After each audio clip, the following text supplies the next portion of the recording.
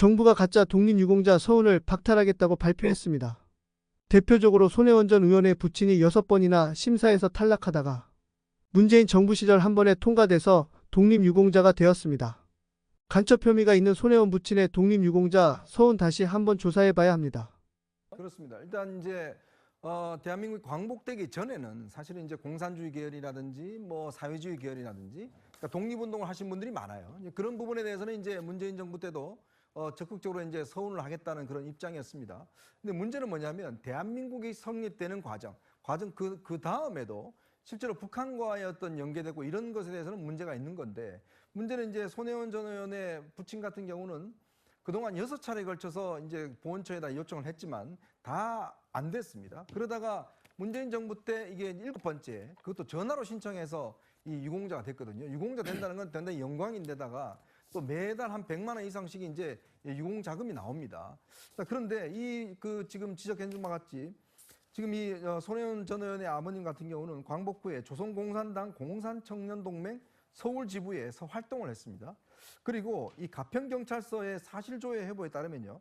1947년도에 입북을 해서 1948년도에 난파가 됐다. 이런 기록이 지금 가평경찰서에 기록이 있고 또 1990년 성북경찰서 사실조회 해보에도 또 이 같은 사실이 있고요. 1949년도 4월 달에는 국법법 위반 혐의로 구류도 살았고 그 다음에 조선노동당 가평군 서랍면당 거기에 세포책으로 있었다는 게 1986년 치안본부 내부 기록으로 남아 있습니다. 예. 그래서 지금 좀 전에 했던 그런 이 김진태 의원이 이제 그 문제를 지적을 한 거거든요. 그래서 지난 6번 동안 사실 이게 안 된 겁니다.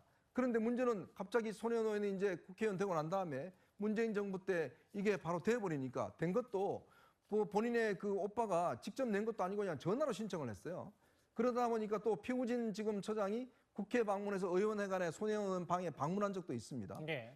그러다 보니까 이게 뭔가 압력에서 된 게 아니냐 이런 지금 의문이 있는 거예요. 그러니까 손혜원 의원은 당신들이 무슨 자격이 있다고 그러지만 이 무슨 자격이 있는 게 아니라 국가보훈처가 이걸 해야 되는데 문제는 이런 근거들이 있는데 피우진 지금 전 처장 같은 경우는 뭐 아니다라고 이야기를 하는데 왜 아닌지 왜 제가 말씀드렸던 가평경찰서, 성북경찰서, 치안본부의 기록이 왜 사실이 아닌지 예. 이 부분을 먼저 밝혀야 되는데 그거에 대한 분명한 입장은 없이 아닌 걸로 안다라고 하고 했으니까 이게 다시 재검토가 되는 것 같습니다.